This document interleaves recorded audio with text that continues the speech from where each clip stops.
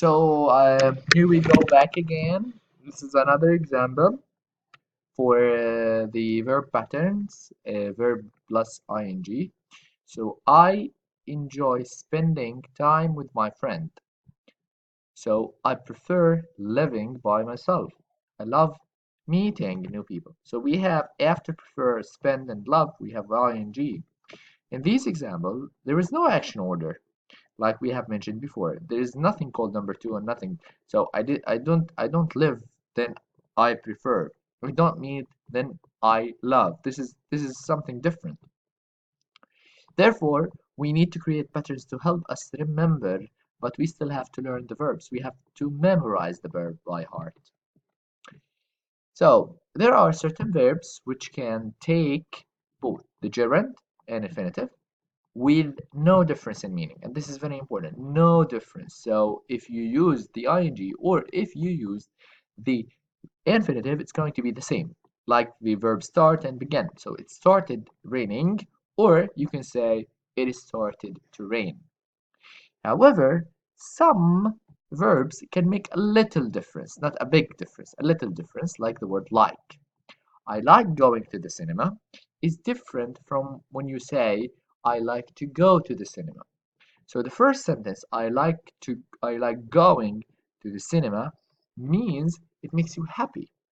However, I like to go to the cinema means you think it's a good idea. I like to go to the cinema. This is a good idea.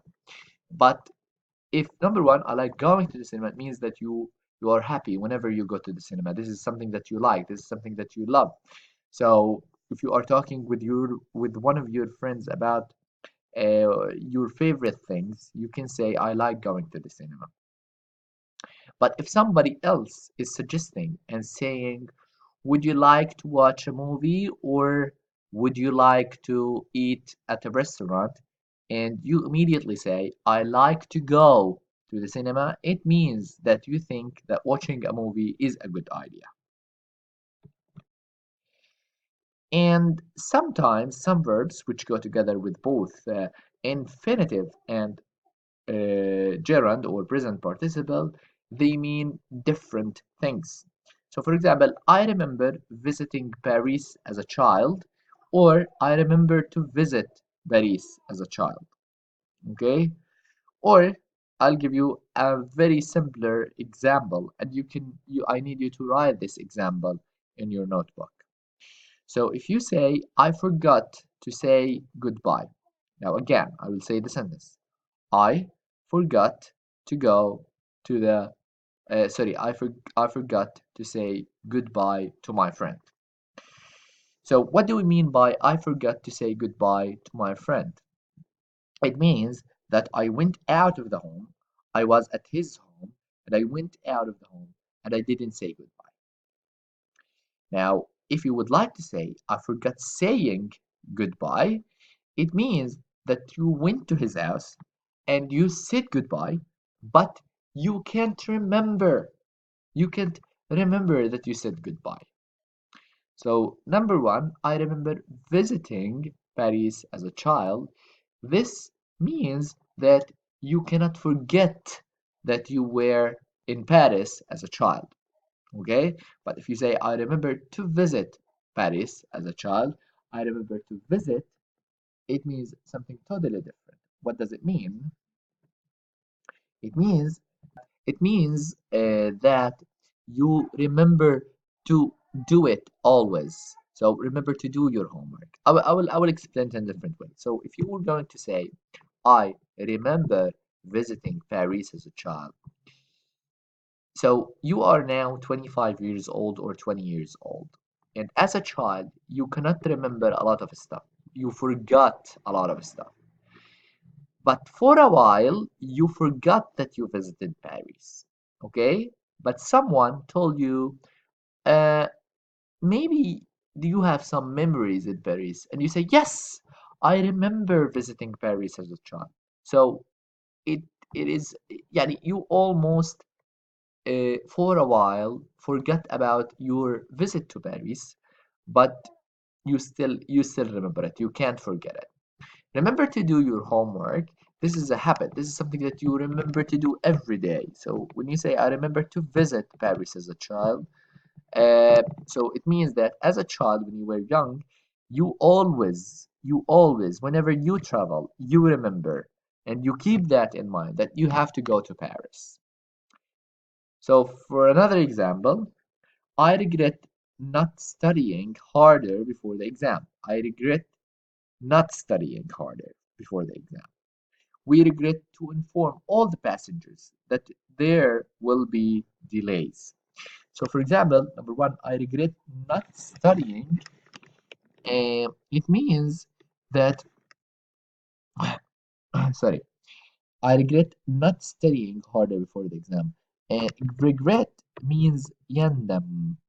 So I regret not studying means uh, you almost didn't want to study, okay? But in the last sorry, you don't want to study, and at the end, after the exam finished, you feel very bad, so you regret not studying.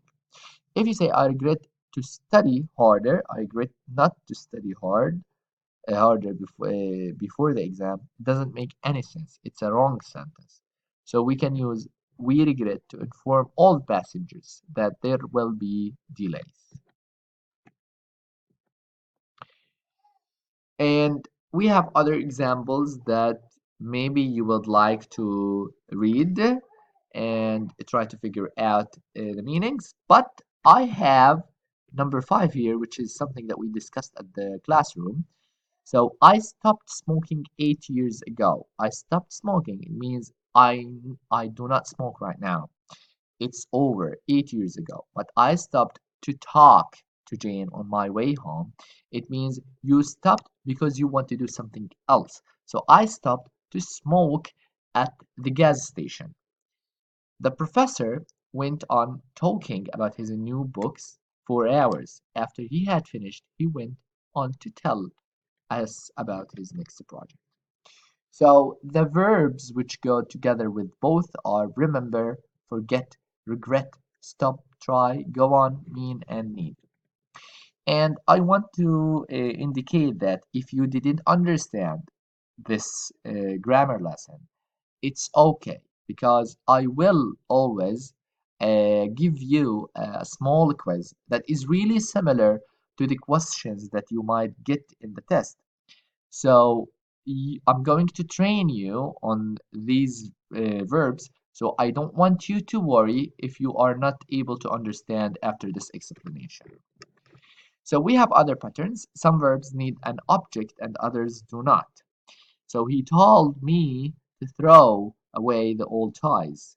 He threatened to throw away my old toys. Some verbs need the bare infinitive rather than the full infinitive. So he made me throw away my old toys, and we explained he made me throw away my old toys as a causative sentence. So he made me.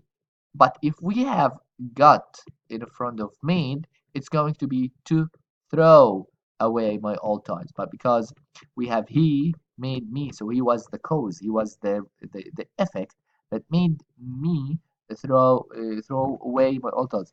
And if we are able to delete he made, and we replaced me with I, so it becomes I threw away my old toys.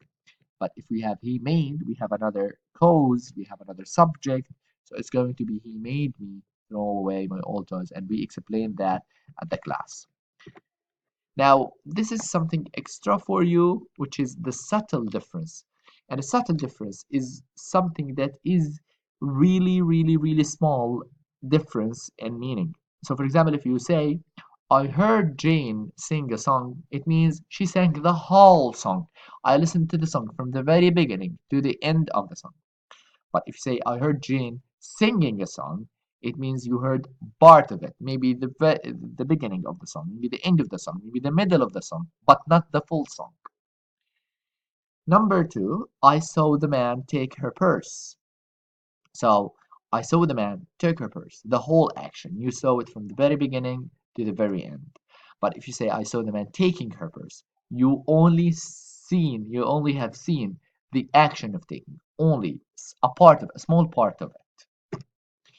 That's all for the grammar part. If you have any other questions, I am ready to answer them in the classroom for the next class. I hope you are having a good night and enjoy your day. Thank you.